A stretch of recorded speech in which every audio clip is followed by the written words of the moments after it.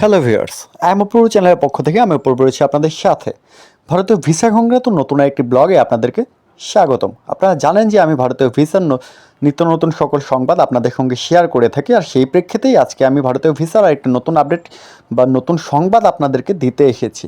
আপনারা জানেন যে গত 9 ডিসেম্বর ভারতীয় পররাষ্ট্র মন্ত্রণালয় থেকে বাংলাদেশে একটি প্রতিনিধি দল ভিজিটে এসেছিল এবং বাংলাদেশের পরিস্থিতি পর্যবেক্ষণ করে বাংলাদেশের যে উপদেষ্টাবৃন্দ রয়েছেন এবং বাংলাদেশের যে পররাষ্ট্র মন্ত্রণালয়ের দায়িত্বরত যারা রয়েছেন তাদের সঙ্গে ওনারা কথা বলে গিয়েছেন। আর যেহেতু বাংলাদেশে ওনারা এসেছেন এবং কথা বলে গিয়েছেন, তাই আমাদের মাঝে একটা আলাদা কাজ করছে যে হ্যাঁ, ভারতীয় ভিসা কি তাহলে চালু হতে যাচ্ছে বা ভারতীয় ভিসা কি চালু হবে বা খুব তাড়াতাড়ি কি ভারতীয় ভিসা চালু হবে। আসলে কথাটা এরকম না। আমাদের মাঝে যেটা কাজ করছে সেটা হচ্ছে যে ভারতীয় ট্যুরিস্ট ভিসা কি চালু হবে বা ভারতীয় ট্যুরিস্ট ভিসা কবে থেকে চালু হবে। কারণটা হচ্ছে ভারতীয় ট্যুরিস্ট ভিসা অনেক লম্বা সময় যাবৎ বন্ধ আছে, প্রায় 4.5 মাস 5 মাস যাবৎ বন্ধ আছে। ঠিক 4.5 5 না, একজ্যাক্ট 6 মাস হবে। জুলাই 14 তারিখের পরে জমা দিয়ে এখন পর্যন্ত কেউ ট্যুরিস্ট ভিসা পায়নি।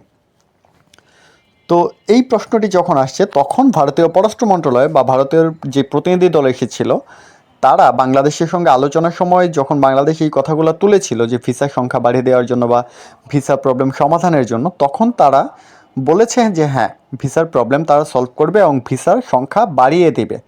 কিন্তু তারা মেডিকেল ভিসার সংখ্যা বাড়িয়ে দিবে কিনা বা স্টুডেন্ট ভিসার সংখ্যা বাড়িয়ে দিবে কিনা বা বিজনেস ভিসা দিবে কিনা এই বিষয়ে কিন্তু তারা কিছুই বলেনি, বা ট্যুরিস্ট ভিসা দিবে কিনা সেই ব্যাপারেও কিছু বলছে না।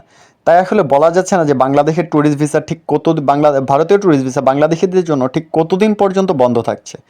হতে পারে সেটা নতুন সরকার আসা পর্যন্ত, হতে পারে সেটা আজীবন, হতে পারে সেটা আগামী নির্বাচন পর্যন্ত, আবার হতে পারে 2024 সাল পর্যন্ত। এই ব্যাপারে অথেন্টিক কোনো নিউজ নেই যে হ্যাঁ, ভারতীয় ভিসা ঠিক কতদিন পর, ভারতীয় ট্যুরিস্ট ভিসা ঠিক কতদিন পর্যন্ত বন্ধ আছে।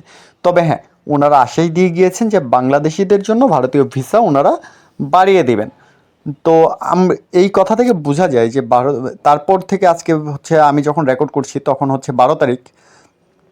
তো এই কথা থেকেই বোঝা যায় যে ভারতীয় ভিসা 9 তারিখে যাওয়ার পর যেহেতু 12 তারিখ পর্যন্ত কোনো আপডেট আসেনি, মানে নতুন কোনো আপডেট আসেনি, সেই ক্ষেত্রে বলা যায় যে হ্যাঁ, ট্যুরিস্ট ভিসা আপাতত চালু হচ্ছে না, শুধুমাত্র মেডিকেল, স্টুডেন্ট এবং ডাবল এন্ট্রি ভিসাই চালু থাকছে।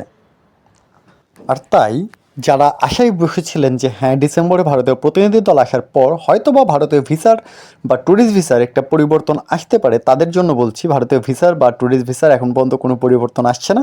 আসলে ভারতীয় ট্যুরিস্ট ভিসা ঠিক কবে থেকে খুলবে সেটা এখন পর্যন্ত অনিশ্চিত, আদৌ খুলবে কিনা সেই ব্যাপারে সম্পূর্ণভাবে অনিশ্চিত। তাই আপনারা যারা ভারতে যেতে চান বা ভারতে খুব জরুরি যাওয়া প্রয়োজন, তারা ভারতীয় মেডিকেল ভিসা করে যেতে পারেন। সেই ক্ষেত্রে একটা জিনিস খেয়াল রাখবেন, আপনারা যে মেডিকেল থেকে অ্যাপয়েন্টমেন্ট নিয়েছেন সেই মেডিকেলেই ডাক্তার দেখাতে হবে, তা নয়তো আপনার পাসপোর্টটি ব্ল্যাকলিস্টেড হয়ে যেতে পারে।